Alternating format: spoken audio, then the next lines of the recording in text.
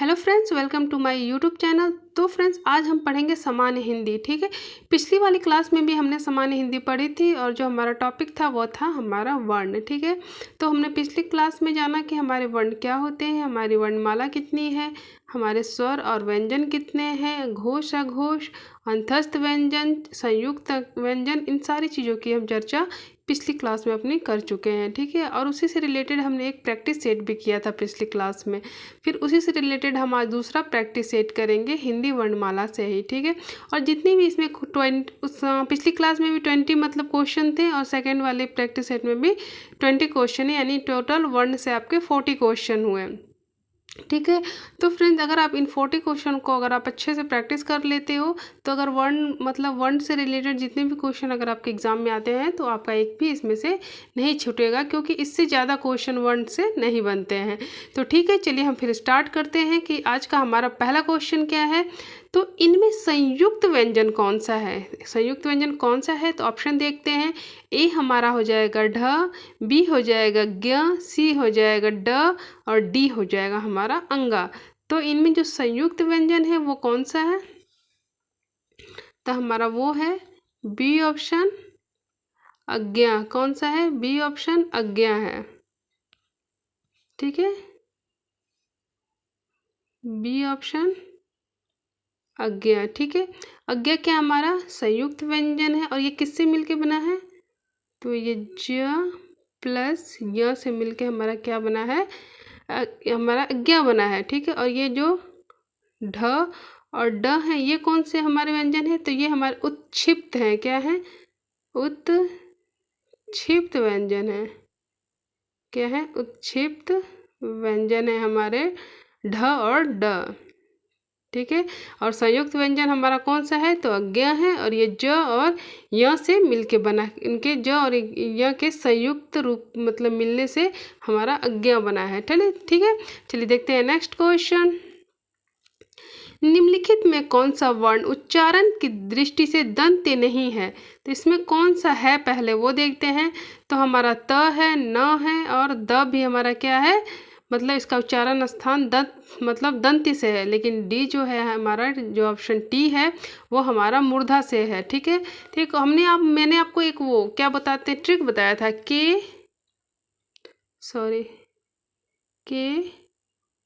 T M D O. ठीक है, ऐसे बताया था हमने, के टी एम डी ओ याद कर लो आप।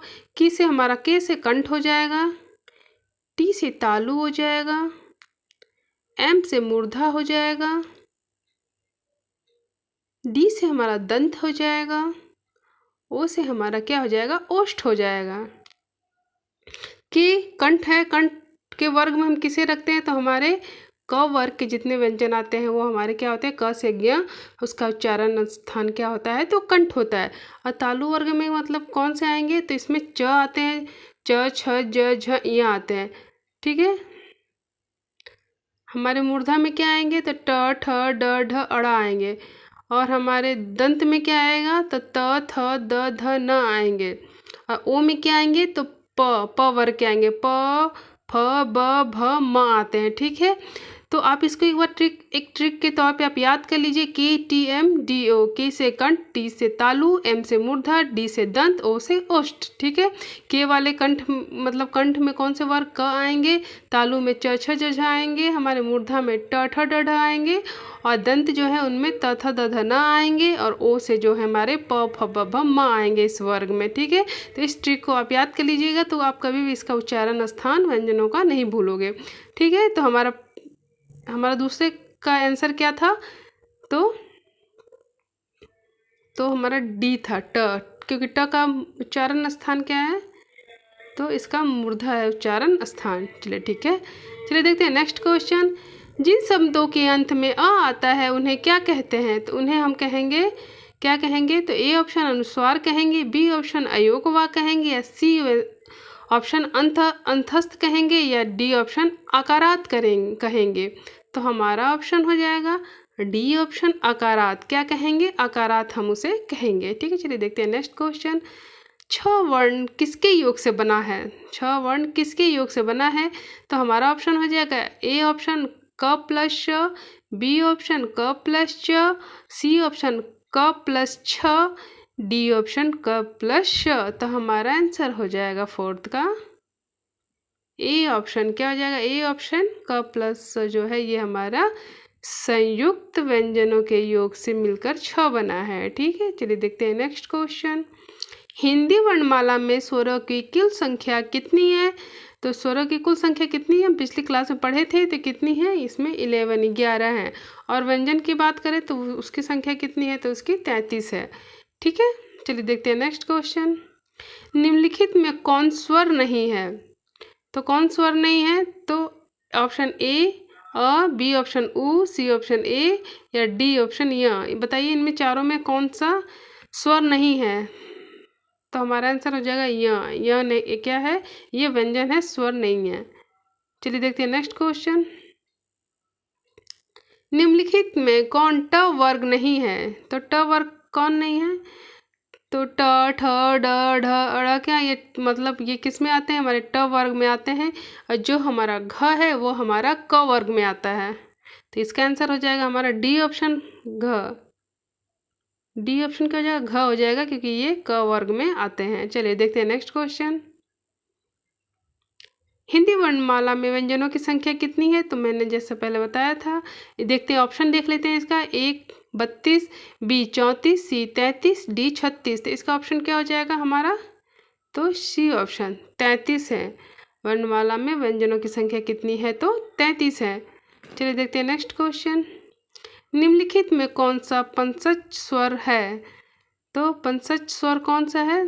तो हमारा ऑप्शन हो जाएगा ए ऑप्शन आ, या बी ऑप्शन ई, सी ऑप्शन ज, या डी ऑप्शन ढ। तो क्या हो जाएगा हमारा? आ। क्या हो जाएगा? ए ऑप्शन आ। ठीक है, और ढ क्या है? तो ढ उत्क्षिप्त व्यंजन है। उत्क्षिप्त व्यंजन है ढ और ड, ये क्या है? हमारे उत्क्षिप्त व्यंजन है। ठीक है, तो नवा का जो आंसर हो जाएगा हमारा ए ऑप्शन आ। निम्नलिखित में से कौन योग वाह है? तो ऑप्शन देखते हैं हम। ए ऑप्शन विसर्ग, बी ऑप्शन महाप्राण, सी ऑप्शन संयुक्त व्यंजन अल्प, या डी ऑप्शन अल्पप्राण। तो क्या हो जाएगा हमारा आंसर? ए। क्या हो जाएगा? ए विसर्ग। क्या हो जाएगा? ए आंसर हमारा इसका 10वां का ए ऑप्शन हो जाएगा विसर्ग। चलिए देखते हैं नेक्स्ट क्वेश्चन। छ ध्वनि का उच्चारण स्थान क्या है? तो छ किस में आते हैं? तो ये हमारा तालु वर्ग में आते हैं। तालु वर्ग में कौन कौन सा आ जाएगा? च, छ, ज, झ, ये। जैसा कि मैंने बताया था, के, टी, एम, डी, ओ। के से कंठ, टी से तालु। तो तालु में कौन आ जाते हैं? हमारे च, छ, ज, झ आते हैं। तो हमारा ऑप्शन देख लेते पहले। दंत्य या ओष्ठ्य, या सी ऑप्शन तालव्य, या डी ऑप्शन इनमें से कोई नहीं। तो हमारा आंसर हो जाएगा सी तालव्य। ये कौन से वर्ग में? ये च, छ, ज, झ जो भी ये सब इसी में आते हैं। चलिए देखते हैं नेक्स्ट क्वेश्चन। निम्नलिखित में कौन एक संयुक्त व्यंजन नहीं है?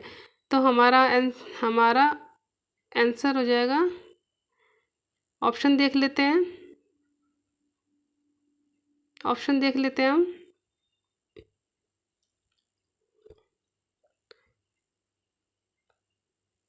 हमारा ऑप्शन क्या था?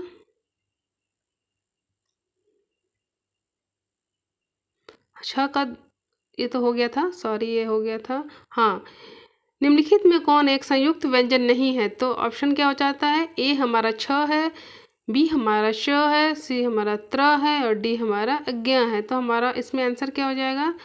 तो छ भी है हमारा, श भी है, अज्ञा भी है। तो क्या हो जाएगा? त्र नहीं है। क्या हो जाएगा? बी ऑप्शन श। ठीक है, बी ऑप्शन हमारा क्या हो जाएगा? श। ये हमारा क्या है? संयुक्त व्यंजन नहीं है। चलिए देखते हैं नेक्स्ट क्वेश्चन। तालव्य व्यंजन कौन सा है? तो तालव्य मैंने बताया था आपको। तालव्य में कौन कौन से आ जाएंगे? ये आ जाएंगे। ये किससे आ जाएंगे? तालव्य व्यंजन से। ट, ठ, ड, ढ किस में आ जाएंगे? तो ये मूर्धा में आ जाएंगे। मूर्धा इसका उच्चारण स्थान। त, थ, द, ध, न ये आ जाएंगे आपके ये आपके आ जाएंगे प किस में आ जाएंगे आपके ओठ से, ओठ में ओष्ठ उच्चारण स्थान, ये आ जाएंगे आपके तथा दंत से। ठीक है, इनका उच्चारण स्थान दंत हो जाएगा, इसका उच्चारण सा का मूर्धा हो जाएगा और प का हमारा ओष्ठ हो जाएगा। ठीक है, चलिए देखते हैं नेक्स्ट क्वेश्चन। य र ल व किस वर्ग में आते हैं, किस व्यंजन के वर्ग में आते हैं? तो ये हमारे अंतस्थ व्यंजन कहे जाते हैं। क्या? अंतस्थ व्यंजन। स की बात करें तो इसमें क्या आएंगे? श, श, श और ह। ये क्या है हमारे चारों उष्म व्यंजन है। ठीक है, ये क्या है हमारे चारों? श, स, श, ये ह, ये क्या है उष्म व्यंजन है। अंतस्थ व्यंजन कौन सा है? य र ल व। चलिए देखते हैं नेक्स्ट क्वेश्चन।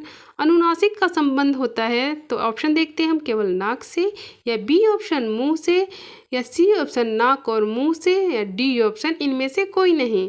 तो हमारा आंसर हो जाएगा इसमें सी ऑप्शन, नाक और मुंह से अनुनासिक का संबंध होता है। ठीक है, चलिए देखते हैं नेक्स्ट क्वेश्चन। अनुनासिक व्यंजन कौन से होते हैं? तो ऑप्शन देखते हैं, वर्ग का प्रथम अक्षर, बी वर्ग का तृतीय अक्षर, सी वर्ग का चतुर्थ अक्षर, या डी का वर्ग के पंचवां अक्षर अनुनासिक व्यंजन नहीं होते, मतलब होते हैं। ठीक है, तो हमारा आंसर हो जाएगा डी ऑप्शन, जो है वर्ग का जो पंचम मतलब पांचवा अक्षर होता है वो हमारा अनुनासिक होता है। जैसे अंगा हो जाएगा आपका, या हो जाएगा आपका, अड़ा हो जाएगा, ये सब क्या होंगे? अनुनासिक होते हैं। हिंदी वर्णमाला में स्वरों की संख्या कितनी है? तो ऑप्शन देखते हैं, A option 8, B option 9, C option 11, या डी ऑप्शन 14। तो आंसर हो जाएगा हमारा स्वरों की संख्या कितनी है? तो सी ऑप्शन 11 है। कितनी है? तो 11 है हमारे स्वरों की संख्या। कंठोष्ठ ध्वनि का उदाहरण कौन सा है? ठीक है, कंठोष्ठ ध्वनि का उदाहरण कौन सा है? तो ऑप्शन देखते हैं, ए ऑप्शन और, बी ऑप्शन ए, सी ऑप्शन क, डी ऑप्शन तालव्य। तो हमारा आंसर हो जाएगा ए ऑप्शन और। ठीक है, और क्या है? कंठोष्ठ ध्वनि का उदाहरण है। भाषा निर्माण की इकाइयों का सही अनुक्रम क्या है? मतलब भाषा के निर्माण में इनमें से किसका सही अनुक्रम है? तो ऑप्शन देखते हैं, ए शब्द ध्वनि वाक्य पद, बी ऑप्शन शब्द है वाक्य ध्वनि पद, या सी ऑप्शन पद वाक्य ध्वनि शब्द, या ध्वनि शब्द पद वाक्य। तो हमारा आंसर हो जाएगा इसमें, हमारा आंसर हो जाएगा डी, ध्वनि शब्द पद वाक्य। ध्वनि शब्द पद और वाक्य इसका ऑप्शन हो जाएगा। ठीक है, चलिए देखते हैं नेक्स्ट क्वेश्चन। प्रयत्न के आधार पर ल किस प्रकार की ध्वनि है? ठीक है, प्रयत्न के आधार पर ल, ये बहुत ही क्वेश्चन पूछे जाते हैं, इसको ध्यान से देखिएगा। ठीक है, तो ल किस प्रकार की ध्वनि है? तो ये है पार्श्ववर्ग। क्या है? ये हमारे पार्श्ववर्ग ध्वनि से संबंधित है। तो फ्रेंड्स, आज जितने भी वर्ण से आपके क्वेश्चन थे, प्रैक्टिस सेट थे, और वर्ण से जितने भी क्वेश्चन आपके बन सकते थे, आज मैंने उनको सारा कंप्लीट करा दिया। ठीक है, फिर हम कल एक नया टॉपिक लेके आएंगे आपको सामान्य हिंदी में। तो फ्रेंड्स, अगर मेरी वीडियो आपको अच्छी लगी तो मेरे चैनल को प्लीज़ सब्सक्राइब कीजिए और अपने दोस्तों के साथ शेयर कीजिए। और हिंदी में आप कौन से टॉपिक पढ़ना चाहते हैं वो भी मुझे आप कमेंट में लिख के बताइए। ठीक है, बस आज के लिए इतना ही। Okay, bye, thank you.